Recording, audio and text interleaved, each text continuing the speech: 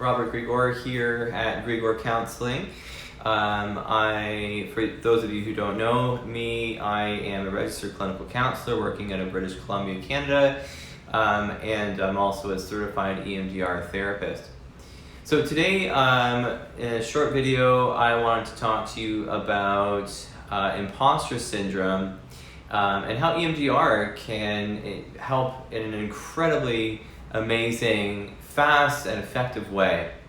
So first of all, what you might be wondering, what exactly is imposter syndrome?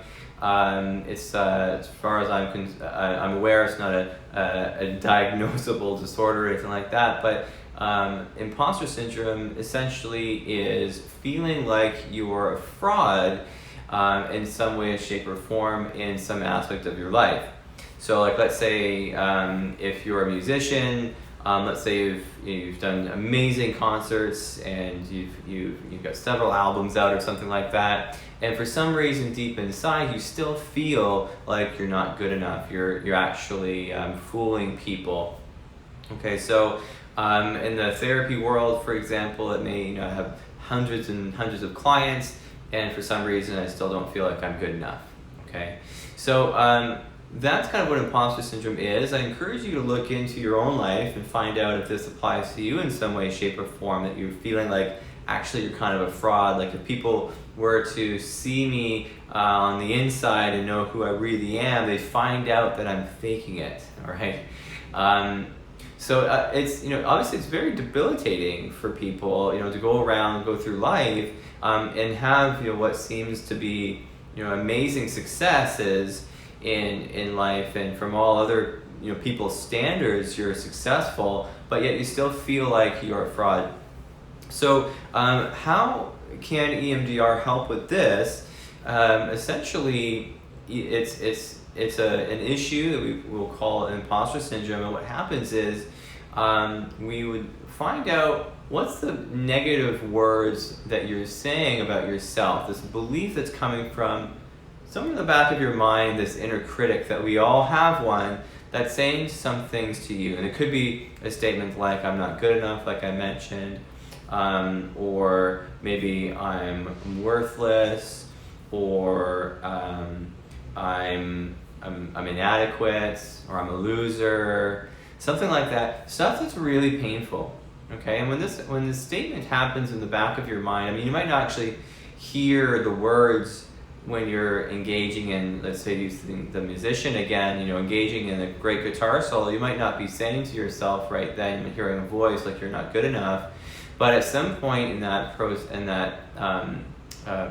the next couple of minutes or the next day, or as your brain is trying to process this event, you might start to pick out some aspects of the performance that wasn't great in your mind, and really use those as the evidence that it shows that you are in fact not good enough.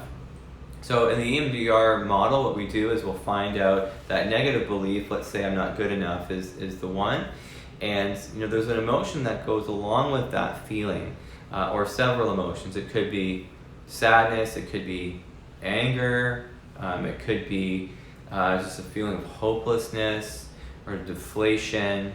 And now those feelings are going to happen somewhere in the body.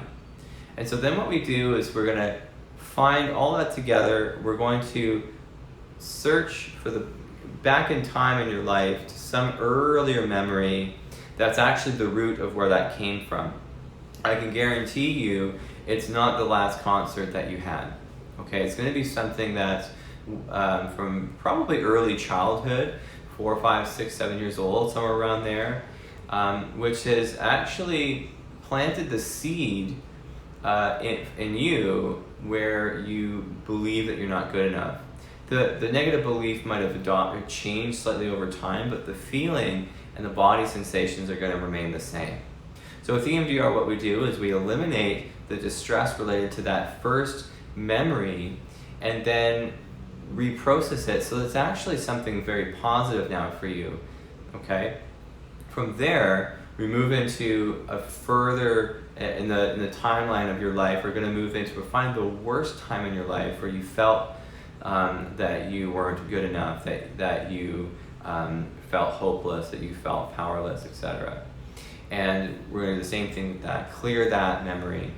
And from there, we move into some more recent events that have happened, and say, using the musician example, maybe some concerts that didn't go as well as planned, or somebody's snide comments that happened when you're discussing the event with them, maybe a bad review or something like that. And those memories are also going to be desensitized and reprocessed with EMDR.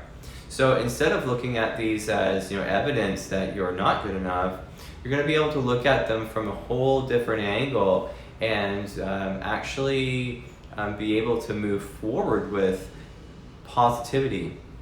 Okay, so you're not going to be crippled by that feeling of inadequacy. You're going to actually probably be empowered to some degree, or even to a big degree, in a way that you've never felt before. So if you are suffering from imposter syndrome, and it's something that hasn't gone away, think about the high-powered CEOs that run major companies, make millions and millions of dollars, and they still feel like they're not good enough. What's up with that? It doesn't go away with positive thinking, and you're waking up every morning and just telling yourself that, hey, I'm good enough, and look at all of my successes, or my trophies, or my awards that I've won. That stuff, if it works, it would be working, right? If you're still suffering with it and still struggling with these feelings, you're going to need to actually go underneath and eliminate the trauma that's responsible for those beliefs that you have about yourself.